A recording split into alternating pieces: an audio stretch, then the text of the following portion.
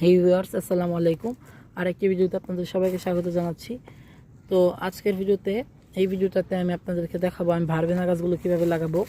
তো এটা হচ্ছে আমার ফ্যানের দুইটা ঢাকনা, তার উপর আমি পলিথিন বিছিয়ে এরকম একটা ছড়ানো টবের ব্যবস্থা করেছি, যেহেতু ভারবেনা গাছ ছড়ানো টব পছন্দ করে। এই যে দেখতে পাচ্ছেন, এটাকে আমি গতকাল লাগিয়েছি, ভিডিও করিনি। আজকে বাকি দুইটা লাগাবো, যার ভিডিও আমি করব। এই যে এটা হচ্ছে সাদা, আর আমি এগুলো কিন্তু লাগানোর আগে এগুলোর থেকে যে ফুলগুলো আছে ভালোভাবে ছেটে দিয়েছি, যথাসাধ্য কুড়িগুলো ছেটেছি, আর ছোট কুড়িগুলো যা আছে সেগুলো রয়ে গেছে, সেগুলোকে আমি পরবর্তীতে ছেটে দেব। তো জানার জন্য পাশে থাকুন। গাছটা তুলে নিই।